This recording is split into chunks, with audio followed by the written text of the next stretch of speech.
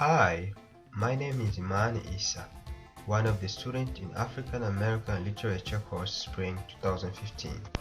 When I enrolled for African American Literature, I had the impression that just like any other literature course, we would just be reading literary works. Even though that happens to be the vast majority of the class assignment, as the time went by, my attitude towards the class changed because of the most amazing lesson taught in the class. As my attitude shifted, I found myself developing a better understanding of African American culture.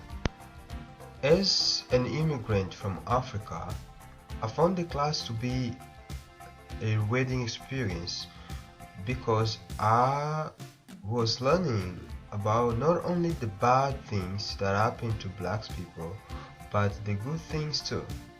I remember as a child back in Africa, my school only taught us about the bad things, such as if you travel to the United States, you will only. As an immigrant from Africa, I found the class to be a reading experience because I've learned about not only the bad things that happen to blacks, but the good things too. I remember as a child back in Africa, my school only taught us about the bad things, such as if you travel to the United States as an African, you have no life and prosperity. I've never really knew that African American had an amazing culture until I registered for this class. Also, another thing that I found the most interesting is the way this course is divided into sections depending on the time when the literature was made. This kind of division allowed me to create a timeline in my mind. The section includes the literature of slavery and freedom, literature of Reconstruction, the Harlem Renaissance, the Black Power and Black Power art movement. Something to keep in mind is that the title of each selection suggests what the type of writing the class will be focused on. There will be a series of poems, short story, essay, autobiographies, novel, drama, and many other literary genres written by blacks.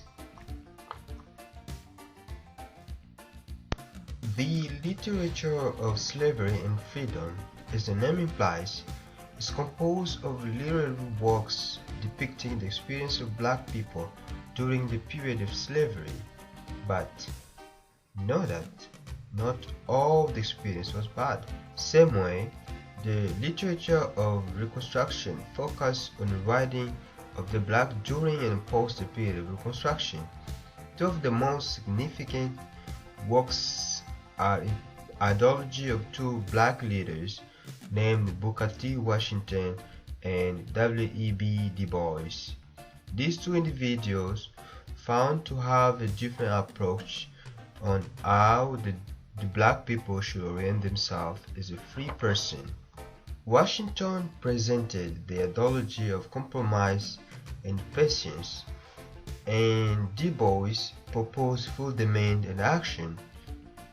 Washington's ideology is shown in the Upon from Slavery of 1895, saying, "In all things purely social, we can be as separate as the five fingers, and yet one has the hand in all things essential to mutual progress," meaning blacks and white can stay separated, but working together for the good of community.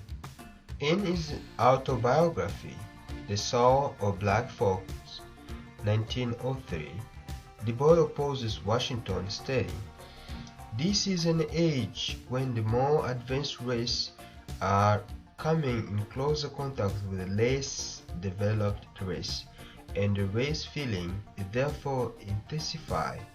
And Mr. Washington's program practically accepts the alleged inferiority of the black race.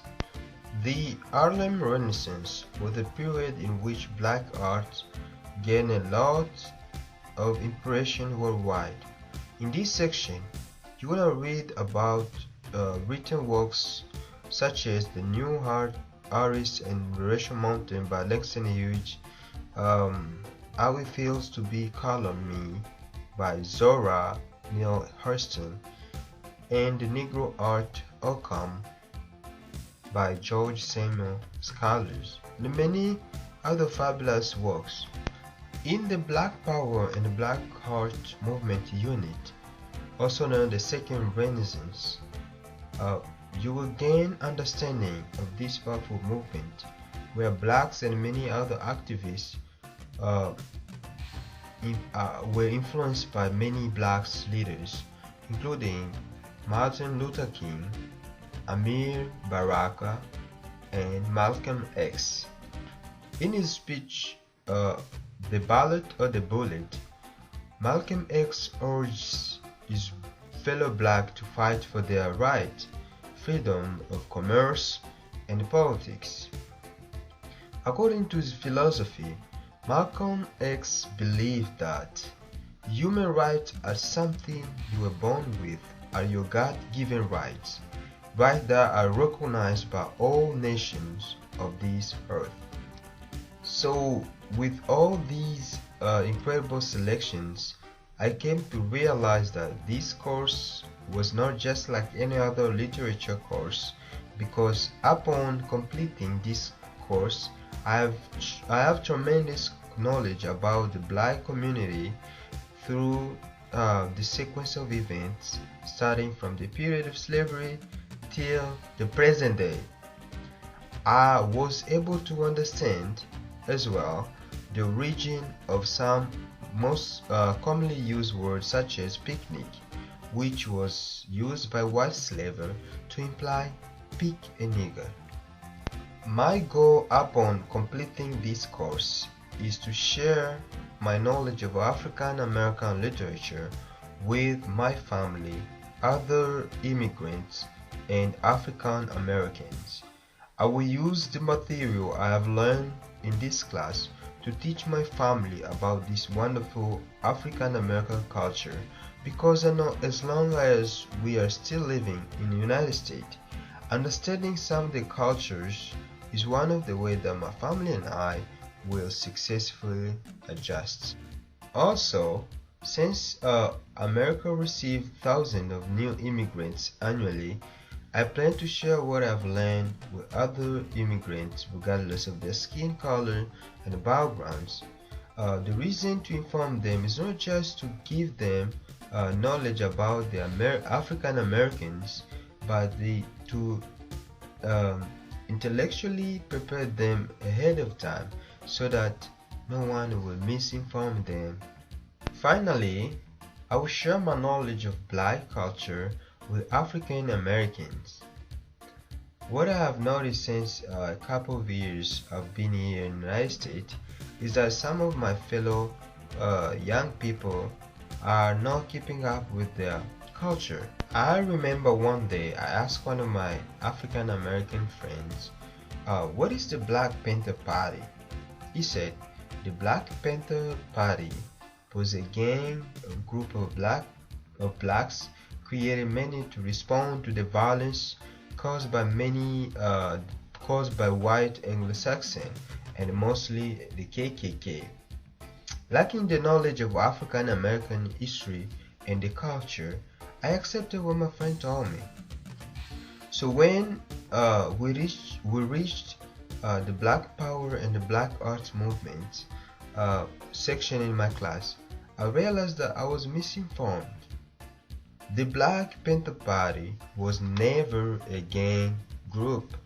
If you read the Black Panther Party 10-point program, you will see that the group was all about full demand and protest for the equal rights of black people. For example, one of the 10 points says that we want power to determine the destiny of our community, meaning that blacks have to show action in order to be heard. So with this ideology, one cannot jump to conclusion saying that uh, the Black Panther Party was a gang group.